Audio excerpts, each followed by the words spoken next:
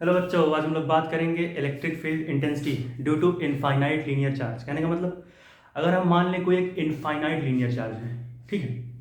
कहने का मतलब हमने एक लीनियर चार्ज ले लिया, ठीक है। उसकी लेंथ जो है क्या है, इनफाइनाइट है।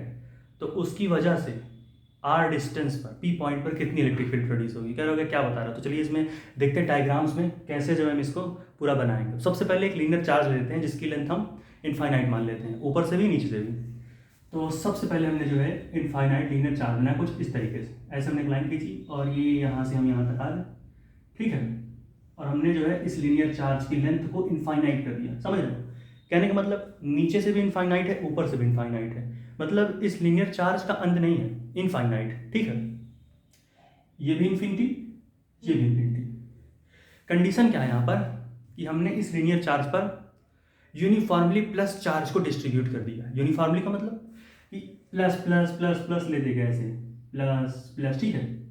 तो इस तरीके से जो है हमने प्लस साइन को यहाँ पर यूनिफॉर्मली डिस्ट्रीब्यूट करते चले। तो अकॉर्डिंग टू गॉस लॉ हम क्या कह सकते हैं कि अकॉर्डिंग टू गॉस लॉ हम कह सकते हैं कि मान लेते हैं यहाँ से हमने आर डिस्टेंस पर हमसे जो है इसने कहा भैया आर डिस्टेंस लो, ठीक है। आर डिस्टेंस लो यहाँ से, और यहाँ पर हमसे जो है इस आर डिस्टेंस पर इलेक्ट्रिक फील्ड पूछा, ठीक है। तो कहानी यहाँ पर क्या बना है कि जैसा कि गॉसियन सरफेस है, तो अगर हम एक सिलेंडर बना दें इसके चारों तरफ, तो जिसके बीच का चार्ज होगा वो क्या होगा, चारों तरफ से क्लोज हो जाएगा। कहने का मतलब कि यहाँ पर हम गॉस लॉ लगा सकते हैं। तो बच्चों कन्वीनियंस के लिए हम क्या करते हैं, इस डायग्राम को थोड़ा सेंटर पे बनाते हैं जिससे हमें आसानी से समझ आएगा, ठीक है। जैसे कि हमने यही इनफाइनाइट लीनियर चार्ज जो है यहाँ पर ले लिया ऐसे आराम से, ठीक। एक इनफाइनाइट लीनियर चार्ज ले, और इसके ऊपर हमने क्या किया, प्लस चार्ज को यूनिफॉर्मली डिस्ट्रीब्यूट किया। अब जैसे ही कंडीशन के हिसाब से हम एक सिलेंडर बनाएंगे। सिलेंडर, अरे भाई जो घर में यूज होता होगा, सबने देखा सिलेंडर को, ठीक है। तो हमने एक बहुत ही प्यारा सा सिलेंडर ऐसे लिया और बना दिया ऐसे, ठीक है बच्चा, ऐसे। ये जो हमारा सिलेंडर हो गया ऐसे, ठीक। तो हमने क्या किया, इस लीनियर चार्ज को जो है चारों तरफ से घेर कर क्या किया, एक सिलेंडर बना दिया, ठीक है। अब क्या होगा कि जैसा कि ये प्लस चार्ज है तो इलेक्ट्रिक फील्ड प्रोड्यूस करेगा। एक क्या होगा, अवे फ्रॉम द चार्ज, और एक क्या होगा, towards the, sorry away from the charge, क्योंकि प्लस चार्ज है तो हमेशा अवे होगा। तो इलेक्ट्रिक फील्ड बना लेते हैं। अगर ये प्लस चार्ज यहाँ है तो इस तरफ कैसे करेगा, अवे फ्रॉम द चार्ज, यानी कि बाहर की तरफ इलेक्ट्रिक फील्ड प्रोड्यूस करेगा। तो हम कह सकते हैं भैया कि ये इलेक्ट्रिक फील्ड का डायरेक्शन हो गया, ठीक है सर। ऐसे हमने बनाते गए इसको, ठीक। ये यहाँ से ऐसे इलेक्ट्रिक फील्ड लाइन बनाते गए, ऐसे बनाते गए हमने, ठीक है। मतलब इलेक्ट्रिक फील्ड जो होता है ना बच्चा, अवे फ्रॉम द चार्ज होता है ऐसे, ठीक है, ठीक है। चल अब क्या होगा कि अब हम इलेक्ट्रिक फ्लक्स का कॉन्सेप्ट लगाते हैं। अकॉर्डिंग टू गॉस लॉ हमने क्या पढ़ा था, हमने पढ़ा था कि जो हमारी इलेक्ट्रिक फ्लक्स होती है वो क्या होती है, वो होता है क्यू इनक्लोज्ड। कहने का मतलब कि जो चार्ज हमारा किसी भी एक क्लोज सरफेस पे कंटेंट है अपॉन एप्सिलॉन नॉट, ठीक है। तो कुछ इस तरीके से पढ़ा था, इज इक्वल टू क्या होता था, ई डॉट वेक्टर रेडियस, यही होता था, ठीक है। तो इस तरीके से हम क्या कर सकते हैं, इस लॉ को यहाँ पे लगाते हैं। बच्चों हम मान लेते हैं 3 सरफेसेज हैं, ठीक है। हम मान लेते हैं कि 3 सरफेसेज हैं। पहला सरफेस हम इसको मान लेते हैं, ये ऊपर वाला, ठीक है। दूसरा सरफेस ये नीचे वाले को मान लेते हैं, और तीसरा सरफेस इसके हम कर्व सरफेस को मान लेते हैं, ठीक है बच्चा। तो ये जो है ना कर्व सरफेस, इस कर्व सरफेस को हम थर्ड सरफेस मान लेते हैं, ठीक है। तो ये हुआ हमारा थर्ड सरफेस। बच्चों इलेक्ट्रिक फ्लक्स के कॉन्सेप्ट में हमने क्या पढ़ा था, एरिया वेक्टर का कॉन्सेप्ट पढ़ा था। एरिया वेक्टर मतलब कि जो भी हमारा ज्योमेट्री दिया गया होगा, मान लेते हैं कि ऐसे ज्योमेट्री दी गई है, तो जो एरिया वेक्टर का डायरेक्शन होगा वो इस सरफेस के परपेंडिकुलर होगा। कहने का मतलब अगर एरिया ऐसे है तो एरिया वेक्टर कुछ इस तरीके से होगा, परपेंडिकुलर, ठीक है बच्चों। तो अगर इस सरफेस के लिए देखें, कर्व सरफेस के लिए, तो उसके लिए जो हमारा एरिया वेक्टर का डायरेक्शन होगा वो परपेंडिकुलर होगा इसके, ठीक है। तो किस तरीके से ऐसे निकलेगा एरिया वेक्टर। अब बच्चों ध्यान से देखो, इलेक्ट्रिक फील्ड और एरिया वेक्टर का जो एंगल बन रहा है कैसा बन रहा है, 0 डिग्री बन रहा है। क्यों बन रहा है 0 डिग्री, क्योंकि दोनों ही सेम डायरेक्शन में। तो यहाँ पर हम देख लिए 0 डिग्री बना, भैया वो भी कर्व सरफेस है, वहाँ भी 0 बनेगा। अब अगर हम दूसरे सरफेस के लिए देखें, ठीक है, अगर दूसरे सरफेस के लिए देखें तो इसका एरिया वेक्टर इस सरफेस के परपेंडिकुलर होगा, तो कैसा होगा, कुछ इस तरीके से, ऐसा होगा एरिया वेक्टर। अब यहाँ इलेक्ट्रिक फील्ड और एरिया के बीच में कितना एंगल बन रहा, 90 डिग्री, ठीक है। और अगर इस सरफेस के लिए देखें तो एरिया वेक्टर इसके परपेंडिकुलर, यहाँ पर भी थीटा कितना बन रहा, इलेक्ट्रिक फ्लक्स, इलेक्ट्रिक फील्ड और एरिया के बीच का एंगल कितना बन रहा है यहाँ पर, सीधी बात है, अगर इसको देखो तो 90 डिग्री, तो वही पुट करेंगे। तो तीनों सरफेस के फ्लक्स को ऐड करते हैं, flux due to first surface, flux due to second surface, भाई दोनों एक ही सरफेस, हमने कर्व वाले सरफेस को एक माना है, ठीक है। और जो हमारा थर्ड सरफेस है उसको हमने क्या माना है, वो सॉरी जो सेकंड सरफेस है, वहाँ से इलेक्ट्रिक फ्लक्स भी निकल रही है, वहाँ पर क्या देख रहे हैं कि इलेक्ट्रिक फील्ड और एरिया के बीच का एंगल 90 डिग्री है। तो हम क्या कर सकते हैं, इज इक्वल टू क्या हो जाएगा, φ1 प्लस φ2 प्लस φ3। φ1 अगर हम electric flux through first surface देखें इसकी वजह से तो क्या होगा, ई ए एंगल कितना बन रहा है, 0 डिग्री, तो क्या हो जाएगा, सॉरी यहाँ से यहाँ अगर देखें तो cos 90 डिग्री बन रहा है, ठीक है। तो क्या होगा, ई ए cos 90 डिग्री, ठीक है। ड्यू टू सेकंड सरफेस अगर देखें ये वाला, यहाँ पर भी एरिया ऐसे जा रहा, इलेक्ट्रिक फील्ड ऐसे जा रहा 90 डिग्री, तो क्या हो जाएगा, ई ए cos 90। चलो बच्चों, अब अगर हम थर्ड सरफेस देखें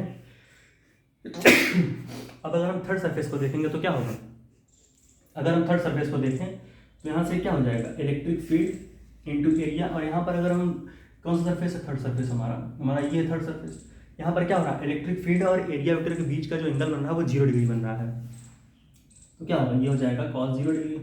और जो cos 90 की वैल्यू क्या होती है, cos 90 की वैल्यू होती है 0, तो ये पूरा टर्म कितना हो जाएगा, 0 हो जाएगा, तो 0, यहाँ भी cos 90 की वैल्यू 0, तो ये भी 0 हो जाएगा, प्लस cos 0 की कितनी होती है, cos 90 की वैल्यू 0 होती है, और cos 0 की वैल्यू कितनी होती है, 1 होती है, तो cos यहाँ जब पुट करेंगे तो ई ए, यानी कि जो हमारा टोटल इलेक्ट्रिक फ्लक्स निकला वो कितना आया, इज इक्वल टू हमारा ई ए आया, ठीक है। अब अगर हम यहाँ देखें तो फ्लक्स इक्वल टू कितना आ रहा है, नेट ई ए, ठीक है। चलो अब हम क्या करते हैं, फ्लक्स को हम क्या लिख सकते हैं, ये देखो Q enclosed upon epsilon not, यानी कि जो चार्ज उस गॉसियन सरफेस में इनक्लोज्ड है अपॉन एप्सिलॉन नॉट, तो हम फ्लक्स की जगह पर Q अपॉन एप्सिलॉन नॉट जो है प्रोड्यूस लिख लेते हैं, तो क्या हो जाएगा, Q enclose upon epsilon not equal to क्या लिख सकते हैं बच्चों, हम लोग इक्वल टू लिख सकते हैं ई ए, क्योंकि फ्लक्स की ओर वैल्यू यही आई है, तो इज इक्वल टू हम लोग क्या लिख सकते हैं, ई ए लिख सकते हैं। अब बच्चों जैसा कि हम सिलेंडर का एरिया कितना होता है, 2πrl, आर यहाँ पर ये होगा, कहाँ पर, ये जहाँ पर हमने जो आर डिस्टेंस पर इलेक्ट्रिक फील्ड निकाली थी ना, ये लिखा ही नहीं मैंने अभी तक, ठीक है। तो यहाँ पर हम क्या लिख सकते हैं, इस एरिया ऑफ सिलेंडर की जगह हम 2πrl भी लिख सकते हैं, तो क्या हो जाएगा, ई 2πrl, ठीक है बच्चों। अब क्या होगा कि Q enclose upon epsilon not है, ठीक है सर। तो जैसा कि ये क्या चार्ज पर यूनिट लेंथ है, तो लेमडा इक्वल टू क्या होता है, Q/L होता है, ठीक है बच्चों, ठीक है बच्चों, Q/L होता है, ठीक है। तो क्या हो सकता है, यहाँ पर अगर हम पूरी कहानी बनाएंगे तो Q की वैल्यू कितना हो जाएगी, लेमडा L हो जाएगी, ये चार्ज पर यूनिट लेंथ, ठीक है। तो क्या हो जाएगा, तो हमने यहाँ पर क्या किया, lambda L upon epsilon not equals to 2πrl into E कर दिया, ठीक है सर।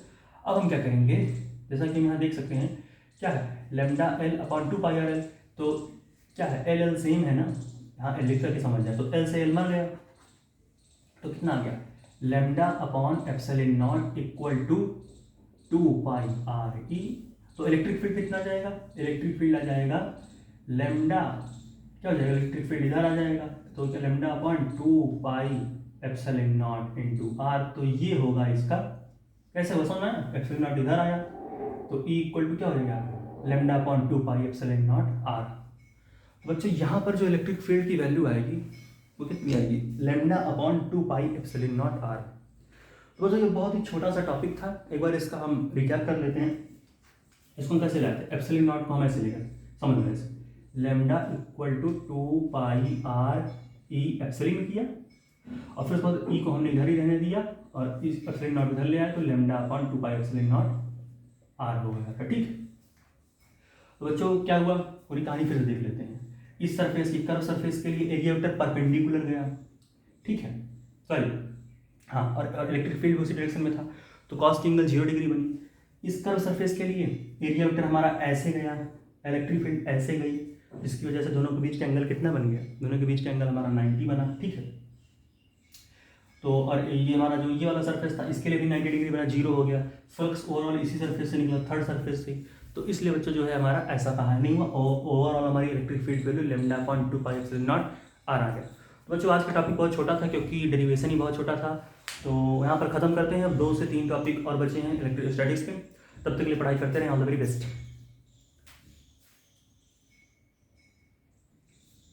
बच्चों जाने से पहले हम लोगों ने एक टॉपिक को छोड़ दिया था, वो था इलेक्ट्रिक फील्ड, और ये जो आर है जिस पॉइंट पर इलेक्ट्रिक फील्ड बन रही और यहाँ से यहाँ तक का डिस्टेंस, उसके बीच का हमने ग्राफ नहीं देखा था। तो देख लेते हो ग्राफ, भी बहुत ही प्यारा ग्राफ है, इसको इरेज कर सकते हैं। चलो चलो चलो, तो हमने क्या देखा था, इलेक्ट्रिक फील्ड की वैल्यू हमने देखी थी। क्या वैल्यू आई थी इलेक्ट्रिक फील्ड की? आई थी λ/2πε0r, किसी भी इनफाइनाइट लीनियर चार्ज के लिए। बच्चों यहाँ पर देखो ई हमारा इनवर्सली प्रोपोर्शनल है, क्यों? क्योंकि आर नीचे इलेक्ट्रिक फील्ड ऊपर, मतलब इलेक्ट्रिक फील्ड जितना बढ़ाएंगे आर उतना ही घटेगा, आर जितना बढ़ाएंगे इलेक्ट्रिक फील्ड उतना घटेगा। तो इन दोनों के बीच का ग्राफ देख सकते हैं, कुछ ये चीज़ जानते हो, इनवर्सली प्रोपोर्शनल अगर चीज़ें हैं तो उनका ग्राफ जो होता है हाइपरबोलिकली जाता है, ठीक है, कुछ इस तरीके से। तो कुछ ए ऐसे का, ठीक। तो जो ये बनेगा ग्राफ हाइपरबोलिकली, ई इंक्रीज हुआ तो आर डिक्रीज हुआ। जबकि पॉइंट चार्जेस के लिए क्या होता था, पॉइंट चार्जेस के लिए हम देखते थे इलेक्ट्रिक फील्ड इक्वल टू होता था KQ/r², जहाँ पर ई हमारा और तेजी से घटता था आर के ग्राफ से, यहाँ पर ग्राफ कुछ और तेजी से घट जाता था और बुरी तरीके से, लेकिन यहाँ पर थोड़ा सोल्ड क्योंकि आर के ही इन्वर्स में।